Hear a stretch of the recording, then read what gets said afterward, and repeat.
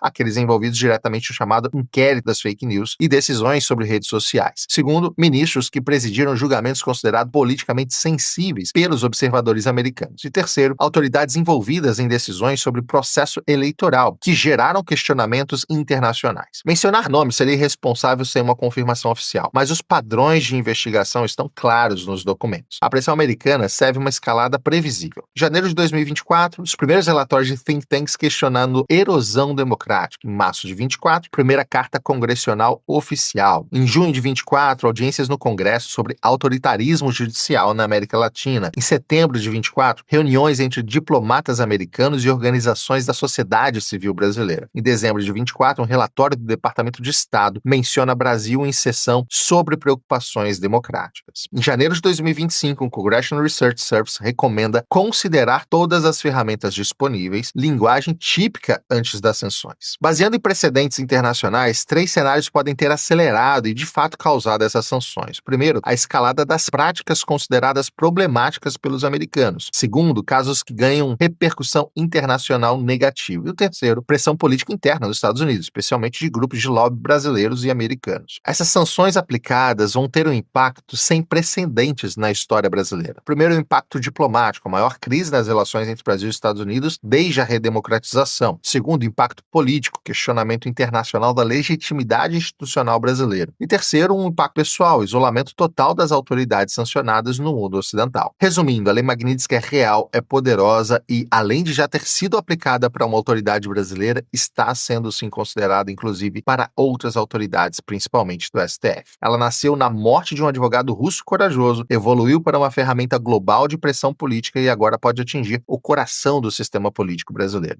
O funcionamento é técnico, mas o impacto é devastador. Congelamento de ativos, banimento familiar, isolamento econômico total. A questão não é se essas alegações são procedentes, isso cabe a cada um julgar. A questão é que os americanos acreditam que são, e isso basta para a aplicação da lei. A Lei Magnitsky mudou as regras do jogo global. Hoje, autoridades do mundo inteiro precisam considerar se suas ações podem ser vistas como problemáticas por Washington. E isso, independente da opinião que tenhamos sobre a legitimidade dessa interferência, é a nova realidade geopolítica. Se você quer entender como essas leis americanas afetam brasileiros, se inscreva aqui no canal e deixe nos comentários, você acha que os Estados Unidos têm o direito mesmo de sancionar as autoridades brasileiras e está correto em sancionar o Alexandre de Moraes? O debate está aberto. Muito obrigado pela sua companhia mais uma vez. Até a próxima.